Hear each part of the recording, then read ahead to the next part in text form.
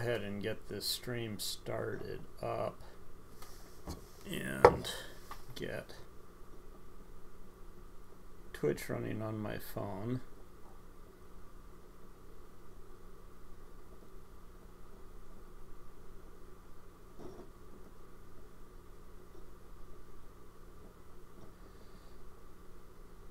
So that I can follow chat.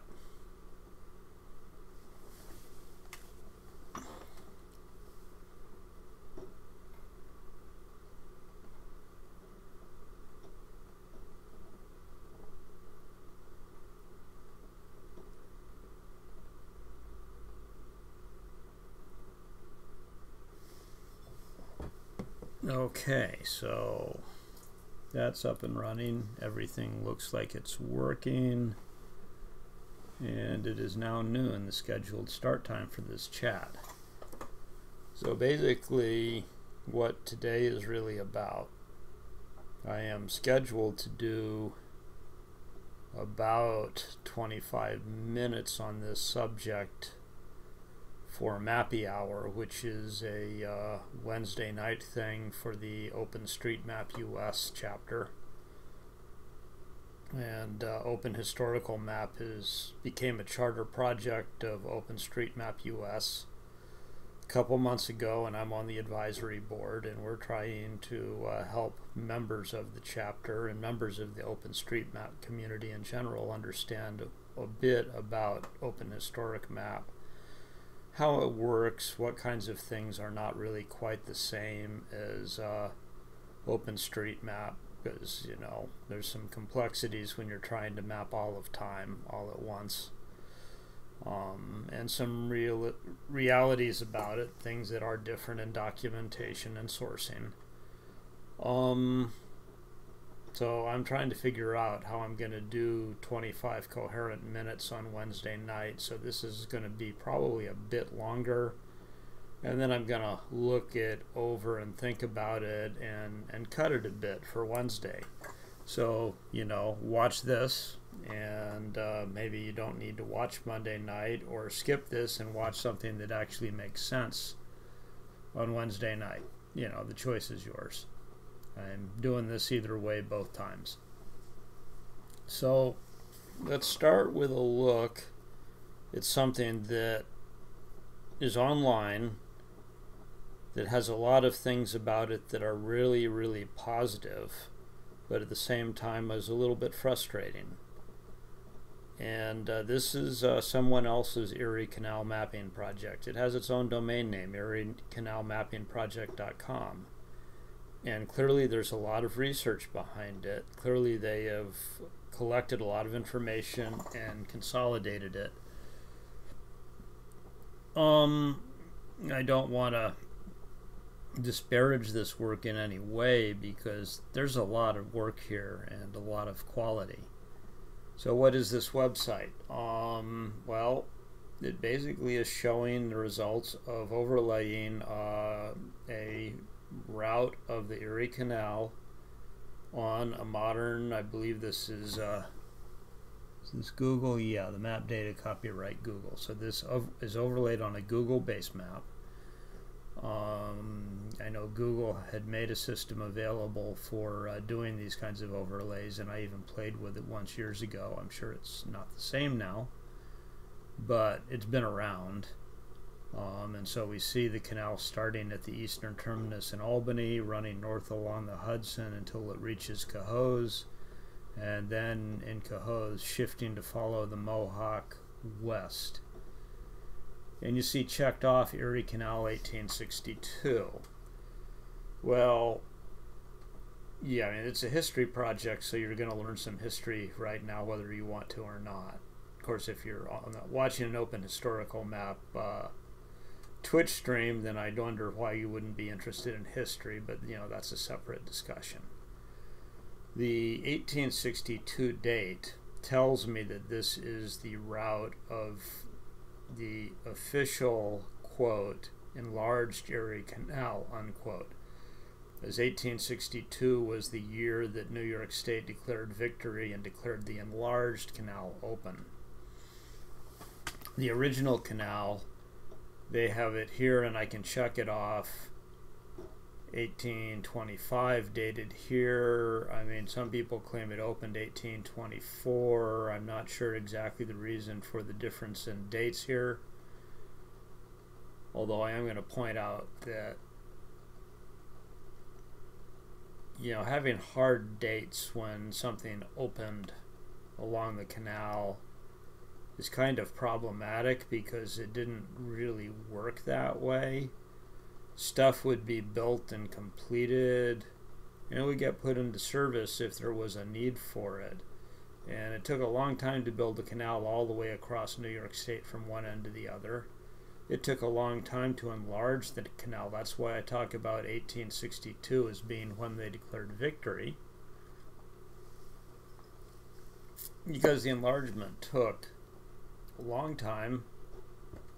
It was a New York State Public Works project, so a lot of money got stolen because, you know, New York State.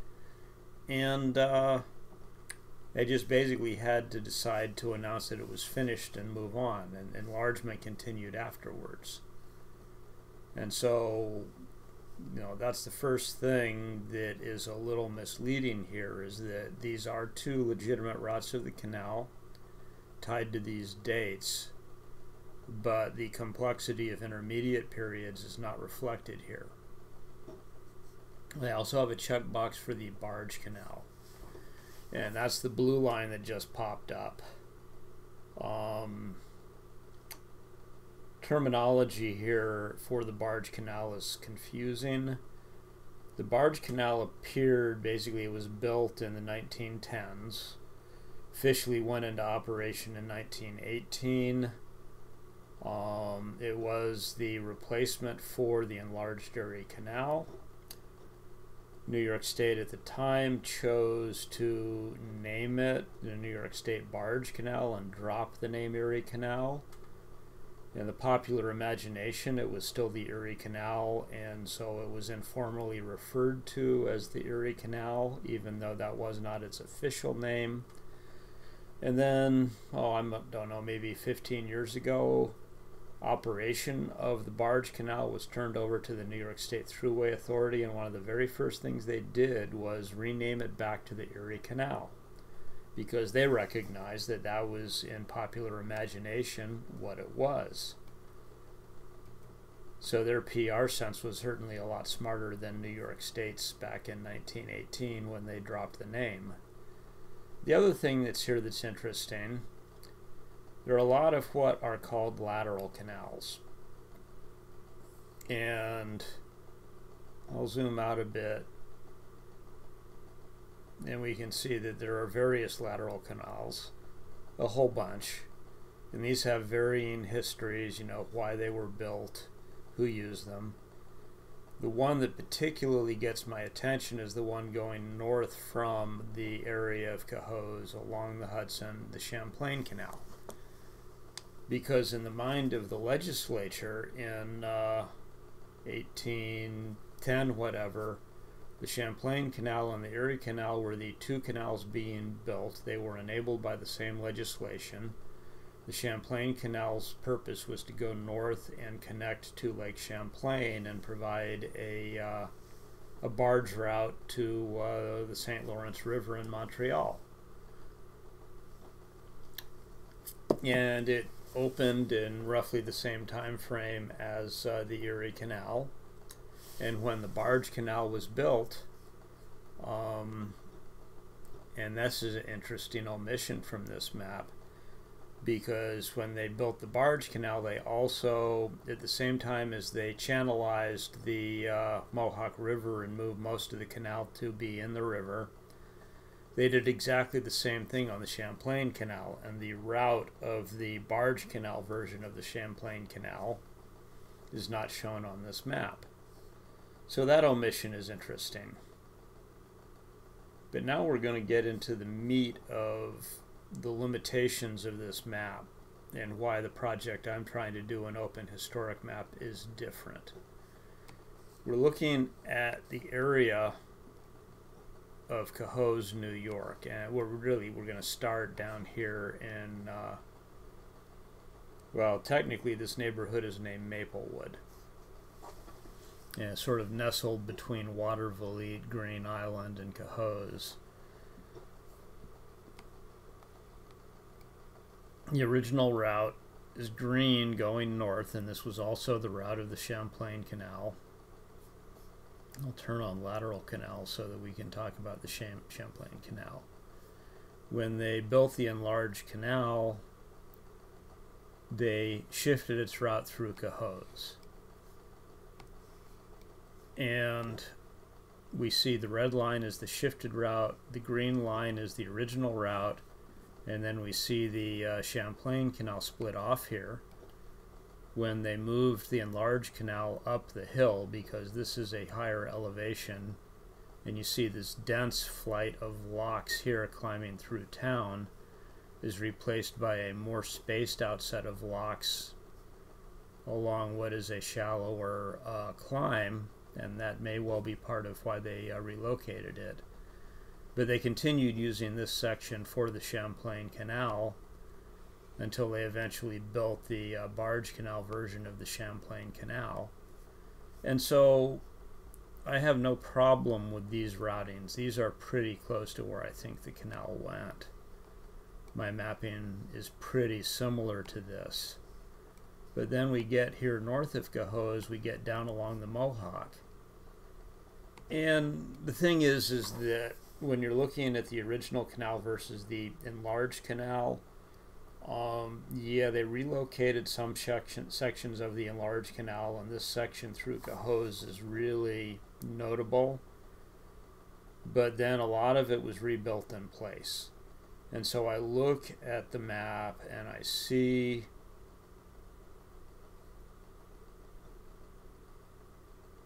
these gaps, and I see these locks, and it's like I'm trying to understand the extent to which did they really shift the canal like that.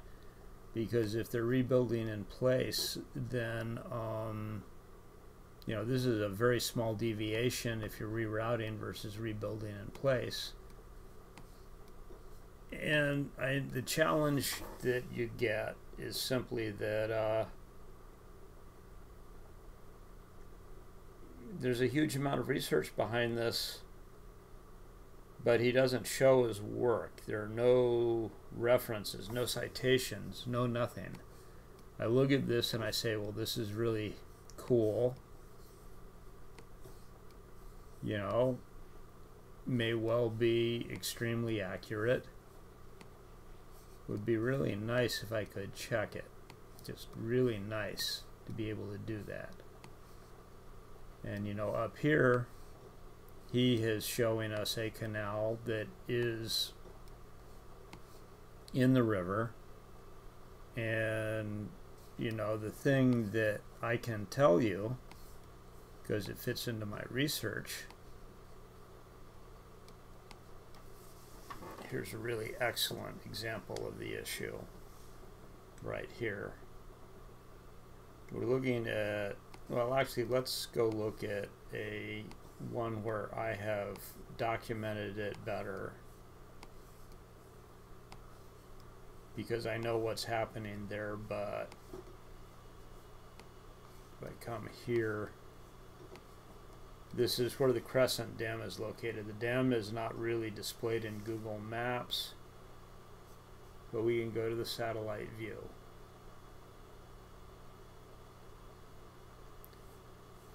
So this is the Crescent Dam, and over here, the Crescent plant is a New York State Electric gas hydropower plant built right here.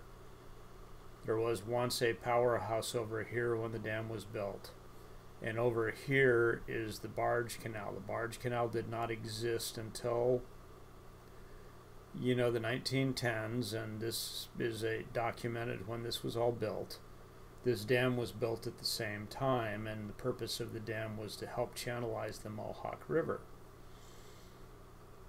So when you see canal that appears to be in the river now, what's actually going on that this map can't tell you, or chooses not to tell you, was that the riverbank of the Mohawk was dramatically different before this series of dams was built.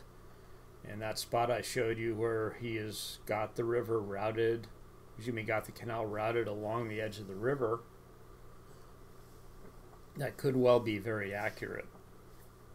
In fact, it's very likely that that's pretty accurate. And what happened is that the river wasn't there then, because the river got a lot wider when these dams were built.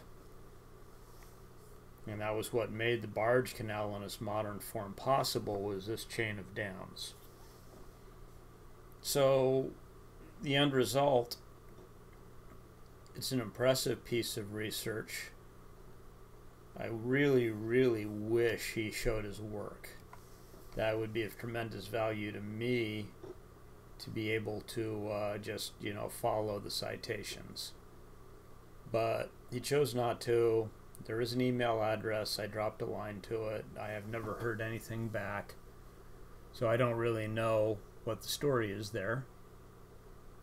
But I am pointing this out just because it is an interesting example of the kind of thing that's out there and the strengths and weaknesses. And, just similarly, there's a Wikipedia article on the Erie Canal that just basically repeats the 1824 date for the opening, 1862 date for the enlarged canal, but as I already said earlier, didn't really work that way. And so that's going to lead into our discussion today about sources and documentation. So this is the Waterways Project page in the wiki, OpenHistoricalMap Projects Waterways. I just threw this out there the other day, because there's lots and lots of canal systems all over the world that are worth documenting. I'm just focusing on the New York State canals. And this is where I am starting to actually document what I'm trying to do.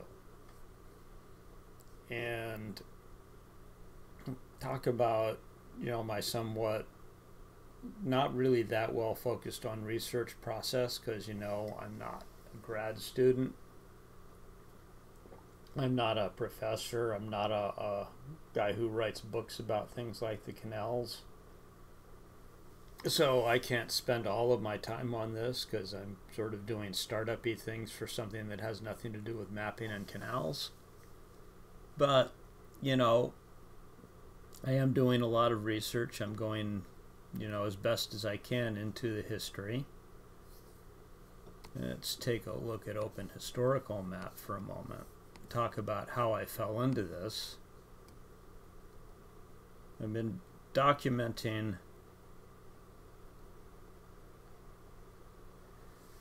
a lot of the historic Capital District and put some time into the area that we call North Albany today. And one of the things about North Albany is that that was where the eastern terminus of the Erie Canal was located. So right now we're looking at an area that looks very different today, because they built, an interstate over the top of this. The Erie Canal disappeared a long time ago. There are a couple historic markers. This is what the Erie Canal terminus looked like in 1837. That's where I've got the time slider set. So we have a single lock from the Hudson River to a basin. There is a weigh-in lock so that they can weigh the barge and compute whatever the tariff is. Then there's another basin over here that you can, I guess, use to load and unload goods and park your boat.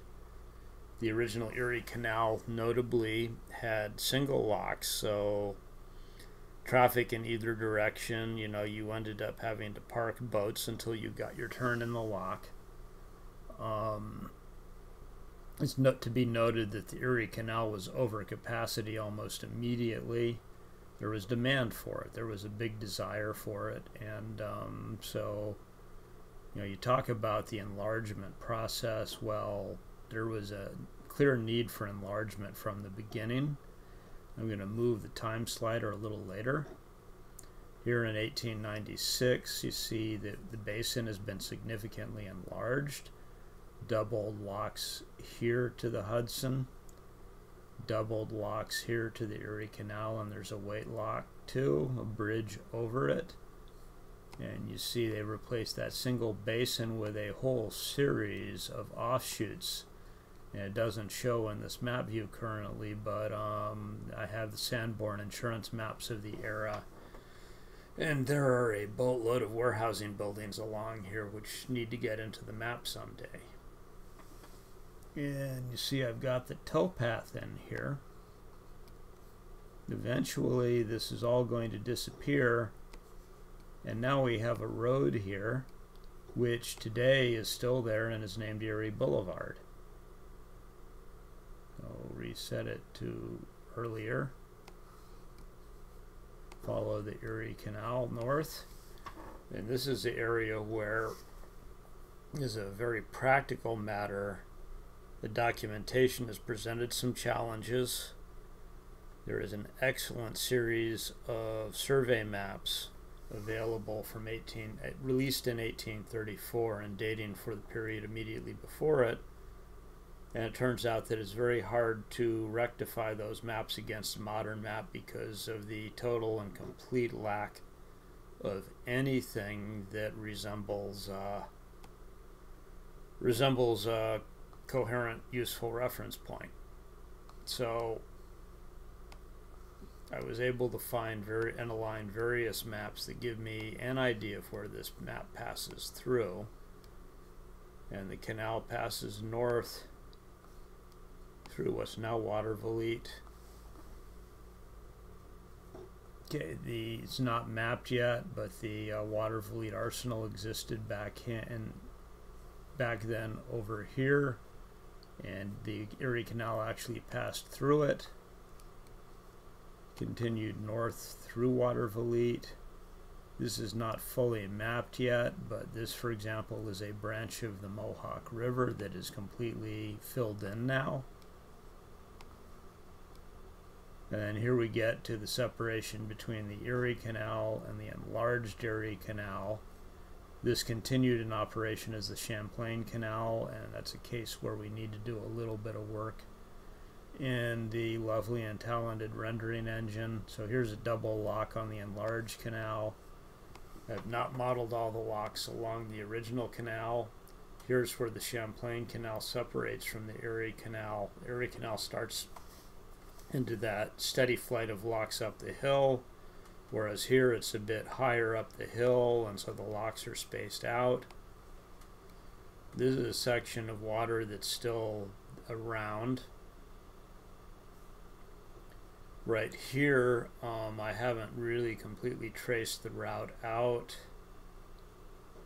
This lock right here is still visible in modern aerial imagery. It's partially preserved. Some of these other locks are easy to identify.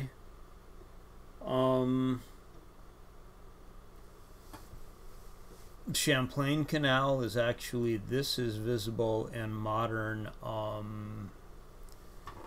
maps. It still exists, and that's in part why it's so wide, is that we've actually inherited this particular waterway from OpenStreetMap. It's not displayed is that there is a dam across here. The dam is interesting because the dam, I have a start date for the dam, and the start date was before the Champlain Canal, and that left me very confused because the Champlain Canal clearly crosses here at water level for the Mohawk. Yet the dam is newer than the Champlain Canal, and it turns out that the dam replaced a prior dam at the same point. So yeah, the Champlain Canal always crossed the Mohawk at water level because there was a dam. This area that I mapped is called the Harmony Mill. So Cohoes was interesting, and it represents a significant learning curve.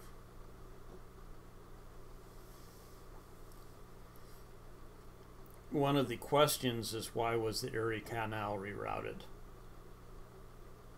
And I can't say that I'm 100% sure I understand why they shifted it up the hill here. It may have been over the locks, but it may also have been about the progressive changes in the development of the area. Because when you look at the 1834 survey maps, there's nothing in Cohoes. It's a blank space. But Cohoes is right on a series of waterfalls leading from the Mohawk down to the Hudson. And if you add a viable transportation network, say a canal, then all of a sudden you've got a hell of a fine spot for a mill town. And so what we see is the Harmony mills, which are the best known, are constructed, and we have 4 mill buildings that are mapped here, and then this is a worker housing district. And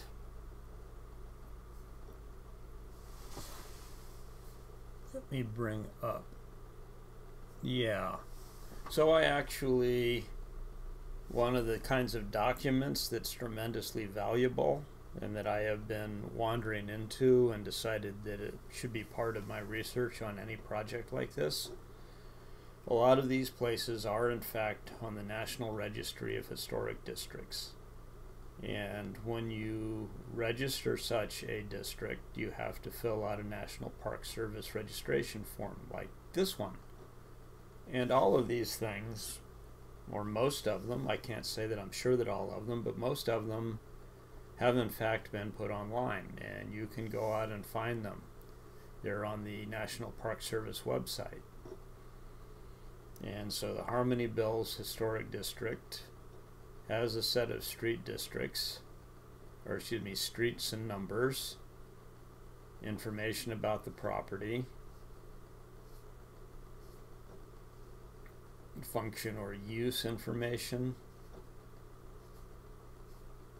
construction, physical appearance,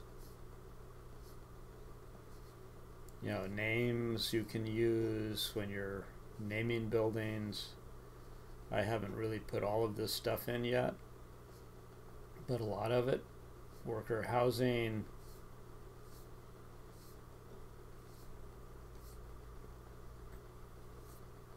so this is really cool stuff to get a hold of, and it helps guide you in terms of figuring out what kind of stuff you can map. It can give you start dates and end dates for these things.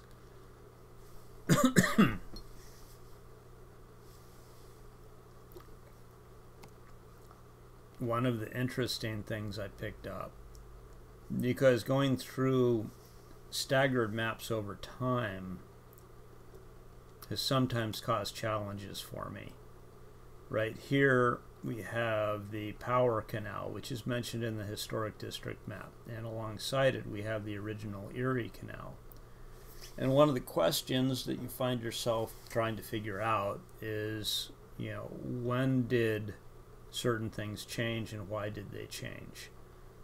If I bump this time slider, and I forget the exact date when this happens, so I'm just going to go until it changes.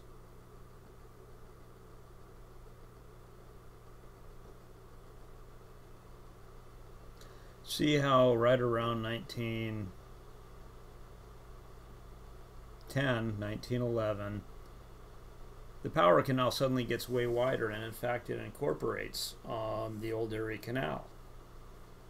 That's not something that's really written out explicitly. But if you read through the discussion of the Power Canal Raceway,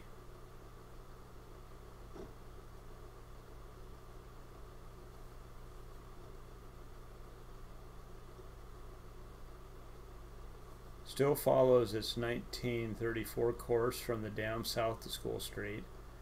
In 1911, the western bank was cut away to widen the canal to provide additional water power.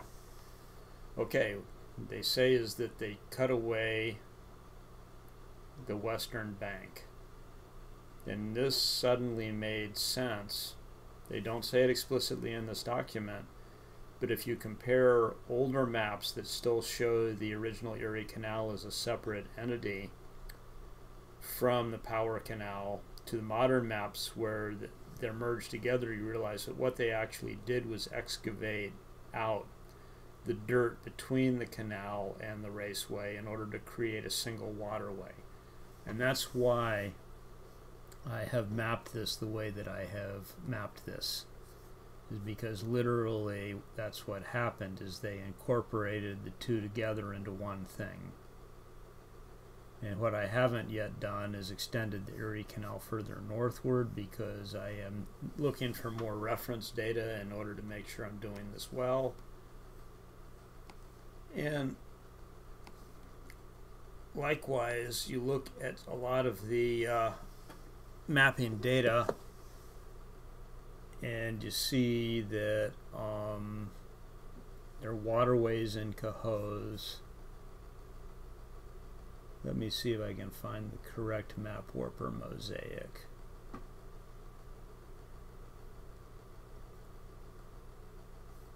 Okay, well, we'll do it this way, since it's going to be quicker than just randomly looking around. Open link in new tab. We're browsing all mosaics.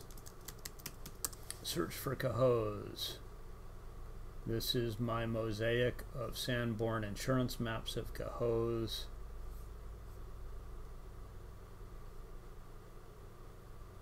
If we look at Cohoes in the period, I think this is 1885, we see a canal which runs down here, and this is the enlarged canal, and so obviously there's kind of a bluff here.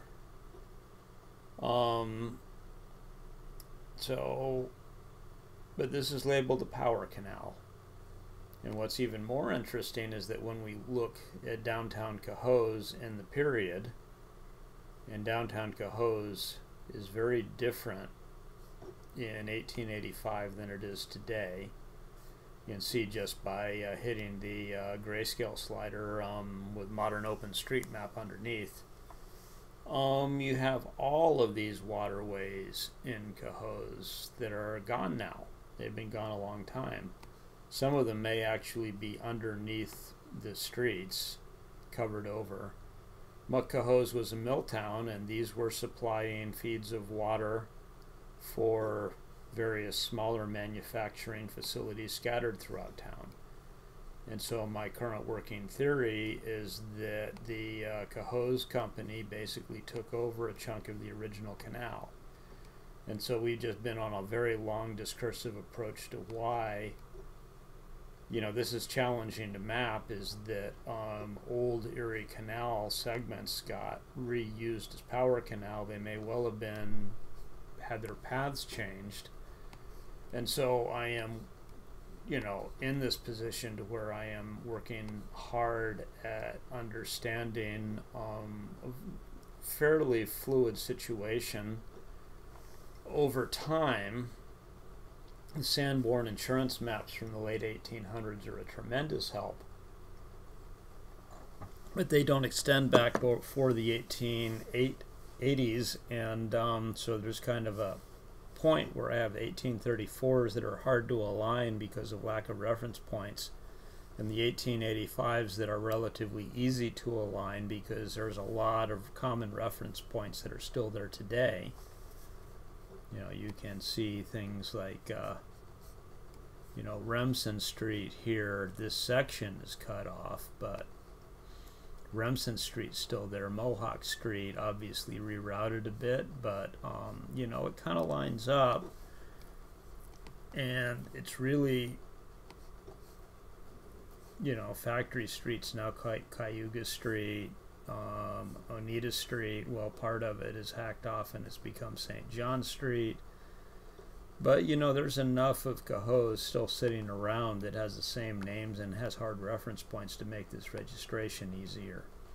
It's also interesting because, you know, there's a heritage trail here, but, you know, it's not at all obvious to me that the heritage trail is really precisely on the right route, and I'd like to find more documentation on that.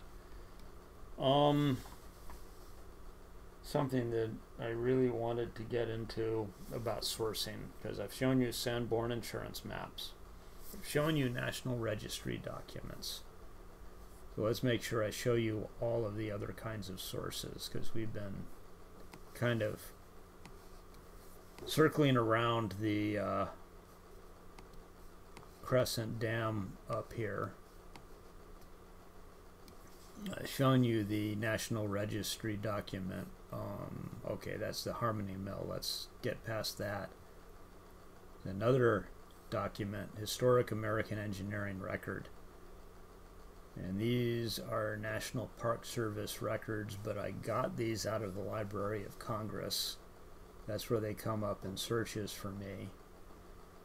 But this document discusses the Crescent Dam, and it has actually a pretty decent history of the construction of the dam, and it has specific sources for where it came from. And there's actually a National Registration of Historic Places registration form for the Barge Canal, which I haven't looked up yet. New York State Archives in Albany has a lot of stuff in it. Report of the superintendents. Now there's a lot here, and specifically it describes the order of construction of the dams, because they actually had to build 3 dams. We can go back and look at it and see why. The original course of the Mohawk River came to the east side of this island, which was just a rocky promontory at the time. It wasn't an island, and continued. This was a lowland area, and the engineers who did this, being competent civil engineers, looked at it and said, well, if we build this dam here, then we're going to flood this and create a new waterway. So why don't we start out by building a dam here before we flood it? They also built a powerhouse, but as I remember correctly, they had built it over here. And once this was completed, they built the coffer dam and then built this dam across.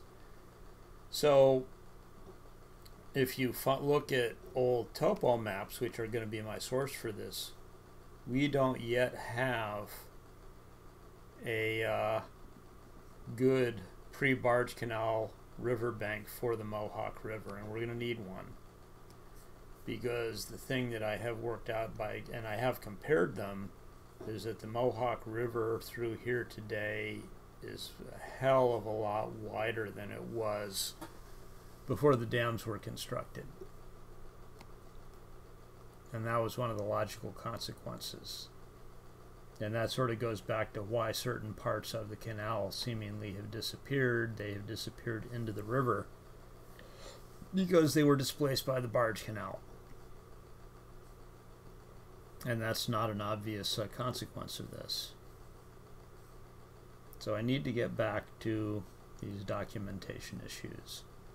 I've been gradually getting my act together in terms of knowing where the data is. This document is available in PDF. The Mighty Chain was published by the New York State Archive a couple decades ago, a guide to the canal records in the New York State Archives. The guide is available in PDF, and I have a copy of it. Describes 360 series of documents relating to the canals. The records span 1794 to 1958. The bulk are 1817 to 1926. Published 1992. So I have a copy of the PDF, and I have yet to really start going through it. But this is telling me that there is a lot of stuff in archive boxes across the river in Albany in the State Education Department, which is where all of this is located, and I'm going to eventually have to go confront this. Now, I had a conversation with a gentleman just a week ago, which was really interesting. I might as well tell that story since we got about 20 more minutes. And so one of the things that I do is a couple years ago I went back to a childhood hobby of stamp collecting. And I'm active in the local stamp club, and we held our show a week ago tomorrow. And I was sitting around working the club table, being happy and friendly, you know, pretending to promote the club. And actually it was a good chance to sit around. And I was talking to a friend of mine, one of the dealers, and I mentioned to Annie that I was doing this project because we were talking about that kind of stuff, and she just turned around, pointed at a gentleman sitting on a chair in a purple sweater and said, "You have to talk to him." And so I went over later and I talked to him. And it turns out that he has stepped down from the position of being the librarian for the Erie Canal Society. And he knows where all of the records are buried. And he said that a lot of the records were not kept from the early canal, so it'll be interesting to see what the New York State Archive really has. But he pointed me at the work of Noble Whitford. And this is an online copy of Volume 1 of Noble Whitford's History of the Canal System of the State of New York, which is a history of the original and the enlarged Erie Canals, and also an overview of precursors. It does not cover the Barge Canal. He actually wrote a separate book about that, which is also online. There's some interesting clues just to be gained from the chapter header, and I've only known about this book for a week, so I haven't really started into it. Oh, by the way, he described this as the Bible, so, you know, if you're going to go out and buy books on the Erie Canal, if you're looking for social, economic, political, there are modern books by modern historians that are well reviewed and they're worth buying, but if you are a cartographer, a geographer, a mapping person who wants to map details, Whitford is the place to go. We see enlarging the canal. First enlargement ends in 1862. Second enlargement, 1895. Nobody ever talks about the second enlargement in their superficial histories. Authorizing a 9-foot channel to the beginning of the third enlargement. The Champlain Canal, okay, and then we're starting to get into the laterals. The Champlain Canal, is that really a lateral or not? Certainly the biggest of the laterals, if not so big that it doesn't deserve to be called a lateral. The Oswego Canal, Ontario Route, Cayuga and Seneca, Black River, Baldwinsville, Seneca River Towing Path, Oneida River Improvement, the Shinnecock and Peconic Canal, I'm sure I'm butchering those, but I don't know, and so forth. Abandoned canals,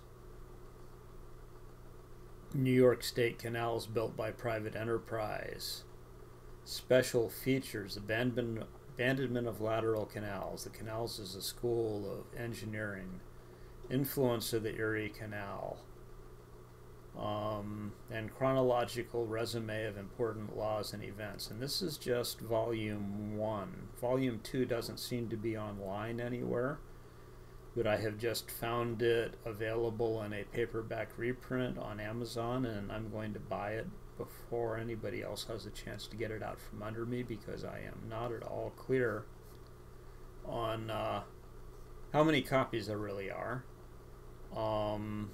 You know, if there are any left over, feel free. Then we have tables on the history of the canal system here. So Erie Canal and things that you can discern from this. In 1768, in the colony of New York, Governor Sir Henry Moore recommends improvement of the Mohawk River, but no action was taken. That's the only colonial timeline given. 1784, plan for removing obstructions in the navigation of Mohawk River. Legislative Committee commends the plan but deems it too expensive. 1785, money appropriated to examine the removal of obstructions. 1786, bill introduced. 1791, Governor George Clinton. No, he has nothing to do with funk. George Clinton urges upon the legislature the necessity of improving natural water channels. This is not DeWitt Clinton, different governor. So people are really talking about this pretty hard. Here we have a lock company incorporated to open navigation from Hudson to the Ontario and Seneca Lakes. Specification for locks.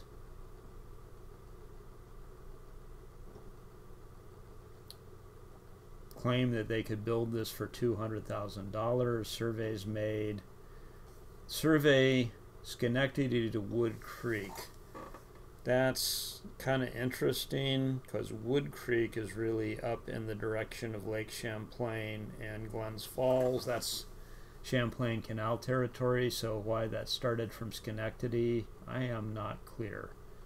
But then I'll read the book and find out. Right-of-way work at Little Falls, Wood Creek cleared, straightened, and improved, and its length shortened. So here they're actually working on Wood Creek.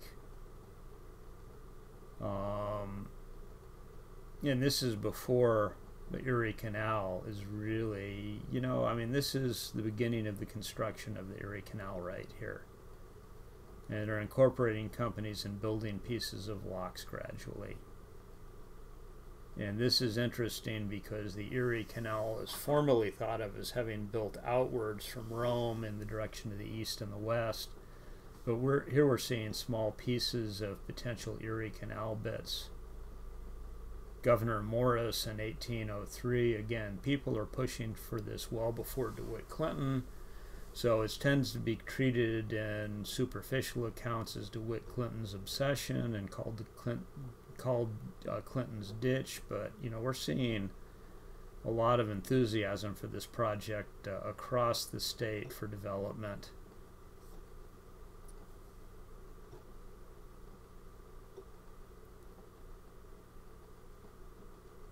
(1807) enunciates the Erie Canal idea, so elaborating it.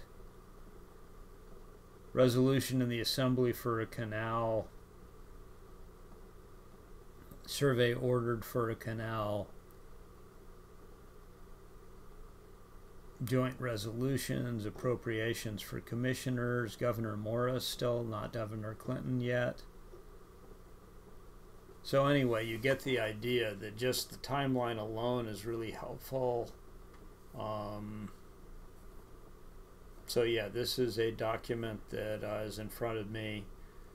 We have these National Registry documents which give us summaries and pointers into you know, past documents that may be available in the archives.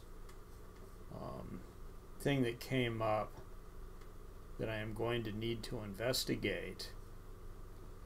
Noble Whitford papers. There's a box in the state library of papers from Whitford in 1905-1906.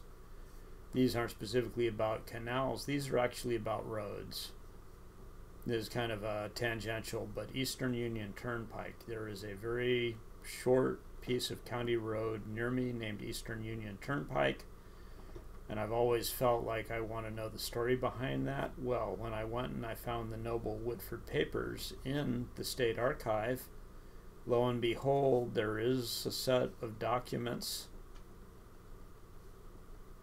about the Eastern Union Turnpike in here, as well as a lot of other turnpikes. And so, yeah, the work is cut out for me. I've got a lot of research stuff to do for OpenHistoricMap in the upcoming years, because this is going to take years.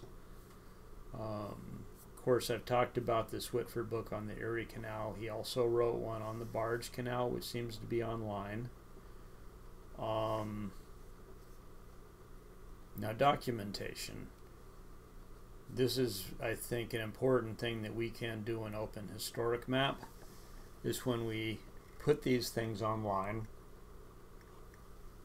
We don't just throw them online, but we build project pages in the wiki and we use them as a place to show our work and, you know, pretend that we're real historians, if not actually become real historians, because, you know, I'm not going to tell people how to do their mapping. I think that what's important is for us to map accurately what we map. But I think that if we don't document what we're doing a little bit of a disservice. We're going to do the research, we're going to find the sources, we're going to find the old maps, we're going to find the documents that provide us with start dates, with life cycle information, and then we should basically come over to the wiki page and we should show where we got stuff. So these first couple of links that I provide under resources and references for the waterways in New York are to the Whitford books on the Erie Canal .org site of the Canal Society. I am providing a link both to the 1834 survey maps that are in the New York State Education Department, and I am also providing a link to the mosaic of those survey maps that I have loaded up and done the alignment on. And they don't show up all that well right now, but there are a number of them here. The reason it ends up zoomed out is because the ones that I have successfully aligned are scattered. But for example, I have the survey map aligned here, which shows the banks of the Mohawk.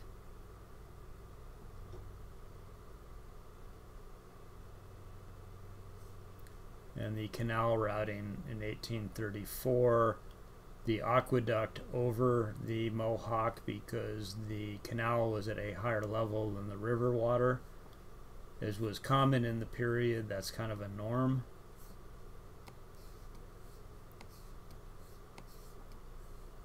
And so I haven't got them all aligned. No, I have not managed to get a good alignment for that one.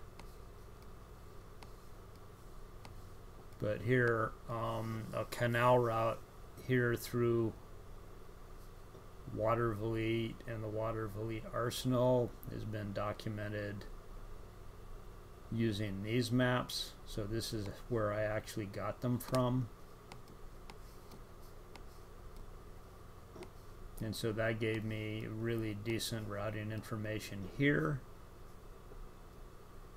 Continuing onwards, Sanborn Insurance Maps of Albany, 1892.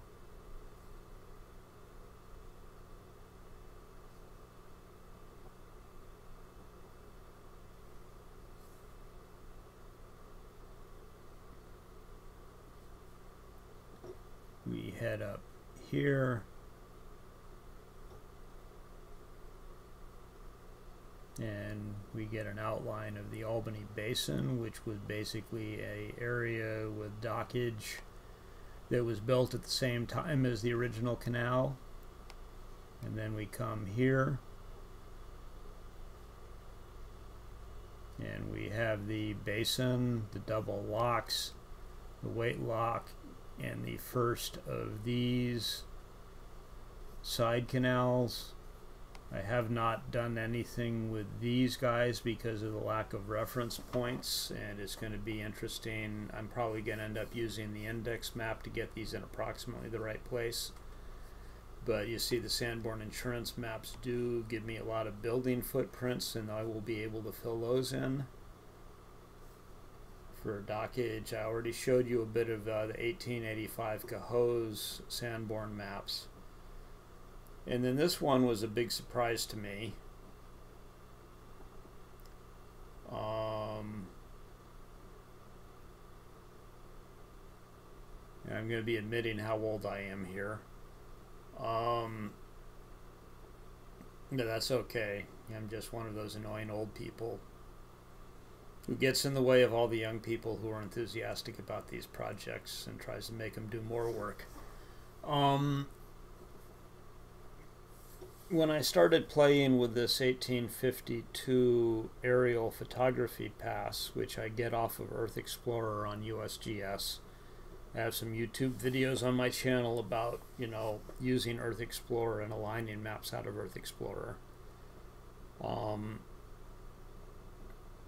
I wasn't really thinking about it in terms of the Erie Canal, because I was mostly looking for old racetracks, and then I was looking to supplement working with the old Sanborn maps with something more modern. A major interest in mine was looking at historic Albany before the interstate highways were built. In 1952, they're just starting to build the thruway. They haven't built 787 along the river yet. They're just starting to talk about that. And in 1952, we have a surviving bit of the Albany Basin, which is about to be filled in.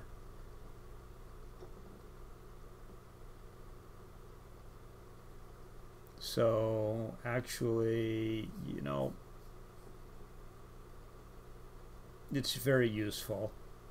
And I always mentally conceived of this as a modern set of maps, because I was born in 1958, and it's like, geez, that's only 6 years. That's not much at all. But what I realized when I started looking in more depth at it, we're going up here, back up to the Mohawk, just west of, what I realized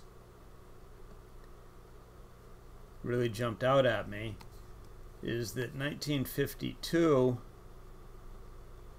is not that long after the canal was replaced by the Barge Canal. We're talking about 1918 to 1952 is less time than I've been alive.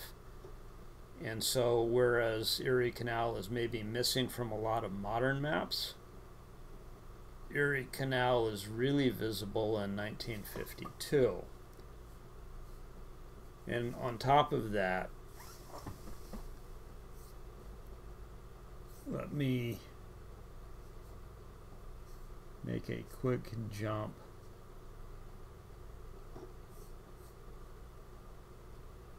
This map might do it. We'll find out soon.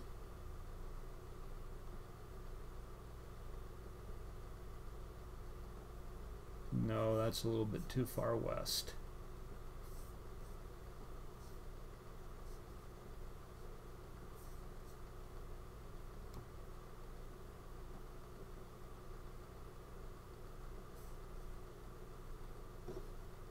This is better.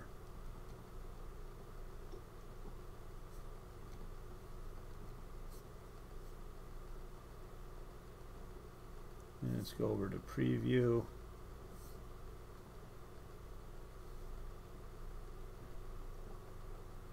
Thing that you should notice is there's a chunk of canal that's actually mapped in OSM because it's an existing waterway today.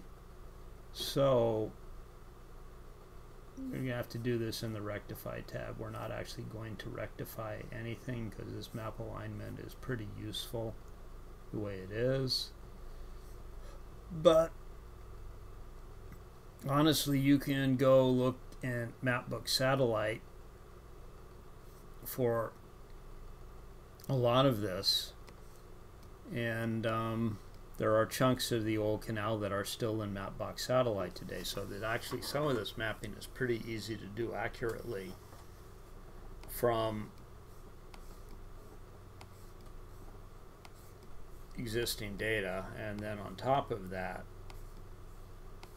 and this is a thing to know, and I probably could have done this faster by zooming back out and zooming in, but I didn't.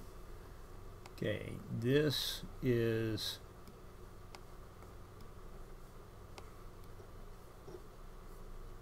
I'm going to find this in OpenStreetMap, because it'll be easier that way. It's to the south of Norlight. In fact, it's on Elm Street. Dirty little secrets. This right here, which is stuck in between the railroad tracks, New York 7 going up the hill, which is a freeway sort of affair, and Elm Street, which is a street which locals like me know. That is a double lock segment of the Erie Canal, traceable in the modern map.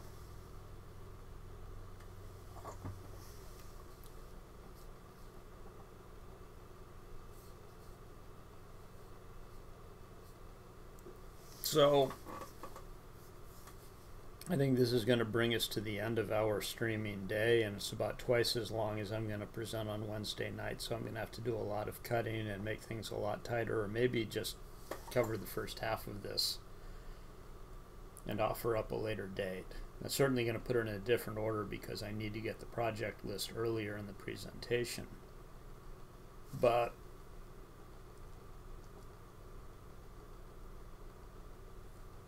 I wanted to get across a sense of, you know, what kind of data is available, where it is, how to go find it, the mindset to carry into a project like this. And this is my ultimate goal, is I want a Erie Canal in OpenHistoricalMap where you move the time slider and you see it being built out. And then you see the gradual change in the enlargements because the change was gradual. And that means knowing when enlargement started and ended for specific points in time. It means representing life cycle. I specifically brought up the Crescent Dam and that engineering historic document because I think that for my life cycle talk that I have offered up as a presentation for State of the Map US in April, I would like to basically do that dam construction effort as a life cycle laboratory, because we have stuff we got to work through with life cycle and OpenHistoricMap. And while I have an outline for a boring talk based on, you know, what's in the wiki right now, I'd much rather do a live talk about here's an example of our approach to life cycle. You know, I have a number of months to work on this, and I have a number of months to submit GitHub tickets to ask for things from our fine OpenHistoricMap development staff, because I think we all agree that life cycle is important in OpenHistoricMap. It's something that we need to have an agreed upon method for handling that the rendering engine supports. But I think we're mostly mentally in the same place, and we just have to do it. And that will basically make this whole idea of moving the time slider and watching change a lot cooler than it is right now, because we need to go where we need to go, and I think that that's where we need to go. And we will end the stream here because I planned an hour and I've got an hour.